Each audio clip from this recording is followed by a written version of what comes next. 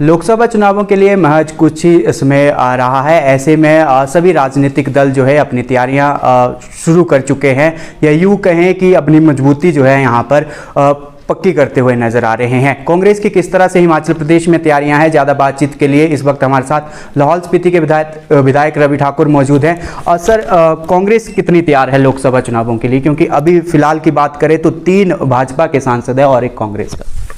बतौर वरिष्ठ उपाध्यक्ष प्रदेश कांग्रेस कमेटी व हमारा आदिवासी कांग्रेस का भी मैं अध्यक्ष हूँ, उस नाते भी मैं ये बोलना चाहूँगा कि हमारी पूरी तैयारियाँ हैं।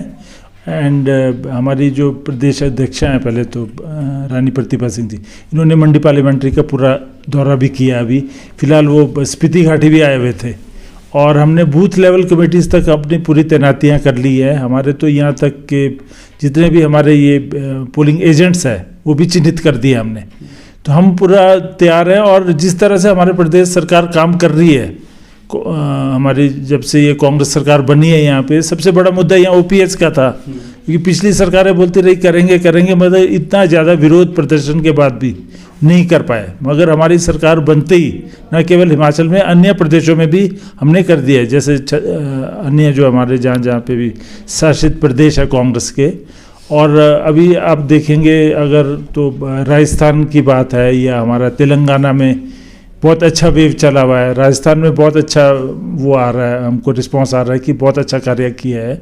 और इसी तरह से मध्य प्रदेश और छत्तीसगढ़ में हमको क्लियर केक वॉक लग रही है, क्योंकि जो पीछे बीजेपी भारतीय जनता पार्टी की सरकारों ने या केंद्र ने हमारे जो राज्य शासित प्रदेश थे उनको तोड़ के फिर से अपने गठन करा था उन्होंने। कुछ विधायक हमारे ले गए थे। ना केवल ये मध्य भारत की बात है, उत्तर भारत में भी आप देखेंगे, या आपका नॉर्थ ईस्ट में या गोवा में देख लें आप, या अरुणाचल में, कई प्रदेशों में ऐसा करा है इन्होंने। तो इससे लोगों में एक रोष भी है और उसके बाद उनकी कार्य प्रणाली भी उतनी अच्छी नहीं रही। तो मुझे लगता है कि ना केवल हिमाचल प्रदेश में, पूरे भारतवर्ष में इस बार एक बदलाव का मुहिम है, लहर है, और वो सबके चेहरे पे। और ये जो पोलराइजेशन वाला मुद्दा लेके चलते थे हमेशा और एक वोट इकट्ठा कर लेते थे, मगर लोगों को अब उससे ऊब गए हैं लोग और उनको विकास चाहिए, नौकरियां चाहिए। या 15-15 रुपये 15 लाख रुपए इन्होंने कहे थे कि दिया जाएगा किसानों को, जो नहीं मिले। तो अब बहुत सारे प्रश्न लोगों के जहन में आ रहे हैं और बदलाव मुझे लगता है निश्चित है। एक वरिष्ठ नेता आप कांग्रेस पार्टी के हैं, पहले भी आपके विधायक के समर्थन कर चुके हैं कि जो कांग्रेस के प्रत्याशी आने हैं, और क्या आपको लगता है कि उनका नाम जो है अनाउंस जल्दी कर देना चाहिए ताकि वो तैयारियां कर सकें? देखिए, ये निर्णय तो हमारा हाईकमांड और प्रदेश की अध्यक्षा लेंगी और माननीय हमारे मुख्यमंत्री जी लेंगे। मगर अभी बातें चल रही है, हाँ 3-3, 4-4 कैंडिडेट्स हैं, आवेदन भी आए हैं और ज़बानी तौर पे भी आए हैं। मुझे ज़्यादा मालूम नहीं है इस बारे में कि लिखित रूप में आया या नहीं आया। मगर हाँ, मैं ये मानता हूँ कि अभी से मतलब एक मन बना लेना चाहिए किसको आगे करना है, जिससे कि और ज़्यादा क्लियर हो जाता है और उसमें थोड़ा जो गुटबंदी हर पार्टी में होती है उसका कम चांस रहता है। गारंटियाँ जो है कांग्रेस ने काफ़ी यहाँ पर दी हैं, 10 गारंटियाँ दी हैं। शुरुआत आपके क्षेत्र से की गई है, जो बड़ी गारंटी एक और है महिलाओं को 1500 रुपये देने की। क्या लगता है कब तक जो है और महिलाओं को जो है ये गारंटी पूरी कर दी जाएगी, कब तक उन्हें लाभ मिलेगा? देखिए, हमारा एक ब्लॉक को तो पूरा घोषणा कर दिया माननीय मुख्यमंत्री ने, उनकी सूची भी बन गई है और अभी पैसा भी मतलब इसके लिए अलग रख दिया गया है और बहुत ही जल्द इनके अभी वो अकाउंट्स वगैरह बैंक, क्योंकि इसमें कई चीज़ें देखनी होती है। जैसे कई महिलाओं के जैसे पति इसमें हैं, सरकारी उसमें मुलाजिम है, तो उन्हें नहीं दिया जाएगा। इसमें कई पैरामीटर्स है, तो उसको थोड़ा सेग्रीगेट कर रहे हैं ये। तो जैसे ही बैंक अकाउंट्स वगैरह सारे जुड़ जाते हैं तो ये शुरू हो जाएगा। और इसके अलावा और भी ब्लॉक्स अभी चिन्हित कर रहे हैं, हिमाचल सरकार अभी चिन्हित कर रही है और किस किस ब्लॉक्स में दिया जाए, तो बहुत ही जल्द। और इससे सबसे बड़ा जो मुद्दा था ओपीएस का, वो मैं आपको कह ही चुका हूँ, वो सरकार ने क्लियर कर दिया है। और जो हमारी 10 गारंटियाँ थी उस पर भी पूरी काम चला है और बड़े जोर शोर से चला है। ये नहीं कि 10-10 साल हो गए अभी केंद्र में मोदी सरकार को, और उन्होंने जो घोषणाएं दी थी अभी तक शुरू ही नहीं करी है उन्होंने। हमने कम से कम शुरू कर दी है, 10-15% से भी ऊपर निकल गया। मुझे तो लगता है जैसे 20-25% तक हमने ये अचीव कर लिया अपनी गारंटियाँ। आपके क्षेत्र की बात करें तो तिब्बत के साथ आपका बॉर्डर लगता है। ऐसे में लेह लद्दाख ने जो है 14 किलोमीटर तक अपने पिलर जो है अंदर गाड़ दिए हैं। क्या लगता है इसको लेकर आपने मुख्यमंत्री से बात की है और जो आर्म्ड है उनसे बात की है? जी, मुझे बहुत अचंभा हुआ इस बात का। मुझे अभी ज्ञात हुआ कि दरअसल ये अभी कोई नई बात नहीं है। काफ़ी पहले से जब JND के जम्मू कश्मीर में लेह लद्दाख था और श्रीनगर से संचालन होता था पूरे राज्य का, तब से हम लोग इस पर चिंता भी करते बात भी करते थे, क्योंकि शिंकुला की ओर से तकरीबन 30-35 किलोमीटर नीचे आके इन्होंने पट्टे बांट दिए थे करगिल सब डिवीज़न के। और यहाँ हमारा जो सरचू का सीमा पड़ती है यहाँ पर भी तकरीबन 14 किलोमीटर आगे आके वो बात सही है कि जोग्राफिकली ये चिन्हित किए जाते हैं सीमाएँ। और वहाँ पे एक नाला बहता था, तो हमारे लोगों ने कहा था कि आप यहाँ पे आके आपकी पुलिस रह लेगी, क्यों पानी वानी की समस्या नहीं रहेगी।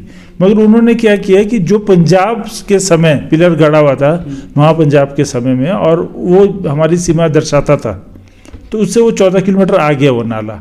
तो इन्होंने आके इस साल वहाँ पे पिलर गाड़ दिए। जबकि मैं 2014 में 13-14 में भी जब कौल सिंह जी हमारे राज्यसभा मंत्री थे, तब भी मेरा प्रश्न था विधानसभा का कि इसको जल्दी से चिन्हित कीजिए आप, क्योंकि वहाँ लोगों में खींचातानी हो रही है। जो करगिल है और लद्दाख वाले वहाँ पर आके कई टेंट या कोई होटल्स इस तरह के जो हमारे टेम्पररी वो चला रहे हैं ढाबे, और वहाँ पे लड़ाइयाँ भी हुई पीछे। ले के डिप्टी कमिश्नर वहाँ आके खुद वहाँ से इनको बंदी बना के ले गए अपने लोगों को, और जगह हमारी थी, हमारे भी पंचायत के लोग डरे हुए थे। तो ये समस्या मैं सोचता हूँ काफ़ी लंबा, और इसको जल्दी निर्णय लेना चाहिए था। भारत सरकार में जब मैं अनुसूचित जनजातीय आयोग में मैं इसमें पद पे था, इसका अध्यक्ष था, उपाध्यक्ष भी रहा हूँ, तो उस समय भी मैंने बात उठाई थी और सर्वेयर जनरल ऑफ इंडिया आए थे वहाँ पर, और उन्होंने साफ साफ जगह निर्धारित किया, और उनका कुछ भी नियम अनुसार वो कुछ भी चिन्हित करते हैं तो सुप्रीम कोर्ट भी उस पर दखल अंदाजी नहीं करती है, क्योंकि ये इंटरनेशनल जो अंतर्राष्ट्रीय बाउंड्रीज है ये सर्वेयर जनरल ऑफ इंडिया करते हैं। मगर खेद और अचंभा तब हुआ मुझे जबकि अभी पीछे पता लगा कि वहाँ कुछ पिलर्स गाड़े गए हैं, और डिस्ट्रिक्ट फॉरेस्ट ऑफिसर व अन्य इनका जिम्मेवारी बनती है कि वहाँ पे इस तरह का, क्योंकि ये ज़मीन की देखरेख इनके उसमें आता है, और इनका पूरा हमारा एक पूरी टीम है इनकी जो इस पे सर्विलेंस रखना चाहिए।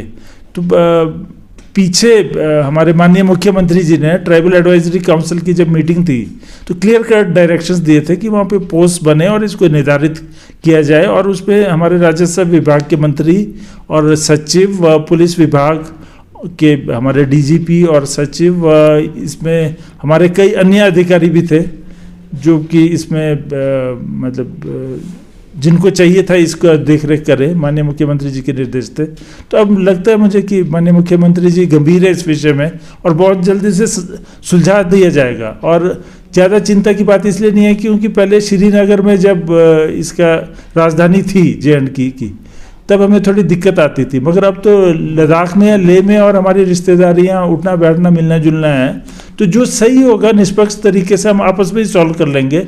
या हिमाचल सरकार इस पर मैं समझता हूँ ज़रूर इसमें अपना इंटरवेंशन करे, क्योंकि ये सीमा ना केवल मेरी पंचायत या लाहौल स्पीति की है, ये हिमाचल प्रदेश की सीमा है, और इस पर हमें थोड़ा सा we should be sensitive on this issue.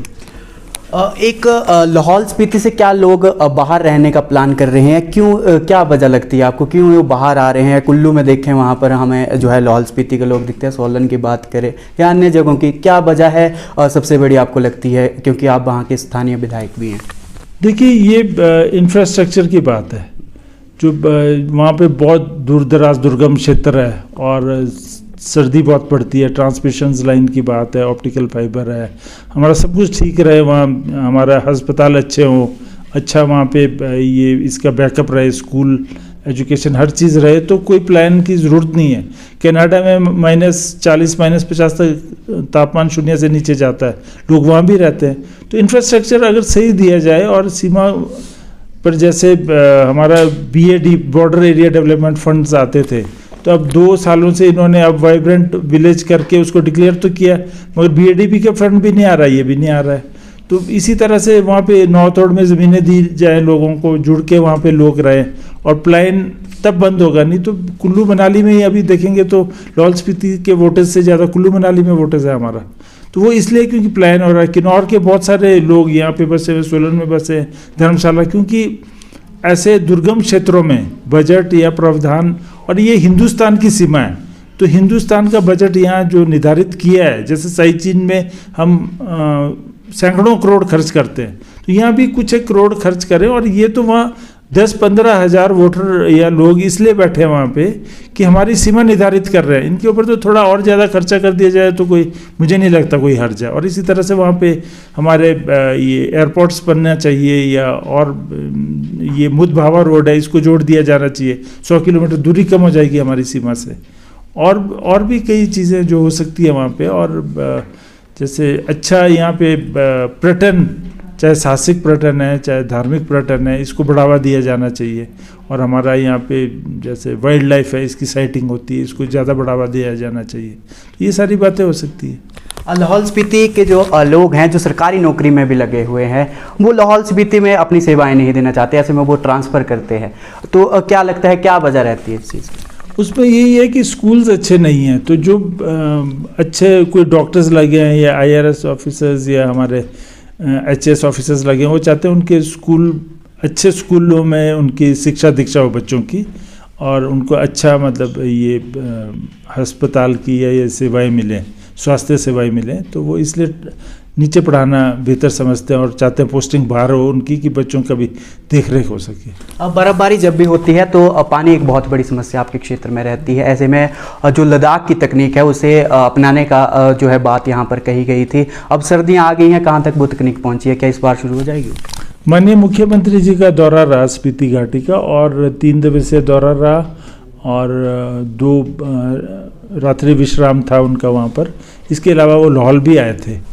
तो ये निर्णय ले गया, क्योंकि वहाँ पे 5 महीने बिल्कुल हमारी पाइपलाइंस जम जाती है, तो लद्दाख की तरजीह पे ये निर्णय लिया गया कि वहाँ पर एंटी फ्रीजिंग ये शुरू किया जाए। और एंटी फ्रीजिंग जो टेक्निक है, इसको एक पूरी टीम भेजी गई लद्दाख, और वहाँ जब ये सब सीख के आए तो अभी 24 करोड़ रुपए की लागत से हमने शिलान्यास किया है लाहौल के अंदर, और तकरीबन 3 करोड़ 36 लाख के करीब हमने शिलान्यास किया है इसी स्कीम का स्पीति घाटी में। और अब मुझे लगता है धीरे धीरे अभी 13 और पंचायतों में ये हो रहा है एंडोर्समेंट, और इसके बाद हमको पूरे 12 महीने पानी की समस्या नहीं रहेगी, ये फ्रीज नहीं होगा, एंटी फ्रीजिंग ये जो, और जल ही जीवन है ये सब मानते हैं, जब पानी रहेगा तभी रोटी मिलेगी और बाकी चीज़ें चलेगी। तो मुझे लगता है इससे बहुत ज़्यादा फ़ायदा होगा और वहाँ हमारा जीवन और ज़्यादा आसान हो जाएगा। यूपीए सरकार में आप केंद्रीय राज्य मंत्री भी रहे हैं, क्या लगता है एक वरिष्ठ नेता भी आप हैं, मंत्रिमंडल में आपकी जगह बननी चाहिए? देखिए, यूपीए सरकार में मुझे राज्य मंत्री का दर्जा रहा निश्चित रूप से, मगर मैं सरकार में नहीं था। आयोग जो है वो सरकार नहीं है, और विधायक के रूप में मैंने भी काम किया। मेरे प्रदेश सरकार में जगह, माता जी भी रहे मेरे, विधायक रहे, और पार्टी में हमने काम किया। मेरी माता जी भी सचिव रही अखिल भारतीय युवा कांग्रेस में, और पिताजी मेरे जब प्रताप सिंह कैरो जी थे तो महापंजाब, तब लाहौल स्पीति से सीट नहीं होके तो ये ट्राइबल एरिया से हमारा Mahapunjab tribal advisory council members होते थे इलेक्टेड MLAs की जगह, तो उनकी कैबिनेट में उन्होंने काम किया है। प्रताप सिंह कैरो जी के, पंडित नेहरू जी के साथ काम किया, सन 1960-62 के दशक की बात कर रहा हूँ मैं। तो हमारा परिवार हमेशा जुड़ा रहा, पार्टी में हमने काफ़ी ज़्यादा वो किया, मगर हमें ऐसा कोई ये नहीं है कि भाई ये कार्य। उसके बाद मुझे कैबिनेट का भी दर्जा रहा दिल्ली में बाय डिफ़ॉल्ट। NDA गवर्नमेंट में वो my chairman he demitted his office, so I got the charge of chairman also, तो ट्राइबल मिनिस्ट्री से हो गया था। तो मगर मुझे ऐसा रुचि नहीं रहा कि भाई ये कोई चीज़ पकड़ के करी। हमने गांधी जी का भी ये रहा, he could have been the prime minister of India अगर चाहते हो, मगर वो कोई विधायक या मंत्री पद पर भी नहीं रहे। तो ठीक है, अब जो हाईकमांड समझती है, जो माननीय मुख्यमंत्री जी समझते हैं मुझे क्या what should be imparted the job, तो I will take the responsibility, it will be well taken in. और अगर निर्णय करते हैं कि मैं किसी जगह मुझे कोई जिम्मेवारी दी जाए तो वो भी लेने को मैं तैयार हूँ। बहुत बहुत धन्यवाद हमारे से बातचीत करने के लिए। तो ये थे हमारे साथ कांग्रेस के वरिष्ठ नेता व लाहौल स्पीति से विधायक रवि ठाकुर। लोकसभा चुनावों व तमाम मुद्दों को लेकर हमने इनसे बातचीत की। समाचार फर्स्ट के लिए शिमला से नीरज डोगरा की रिपोर्ट।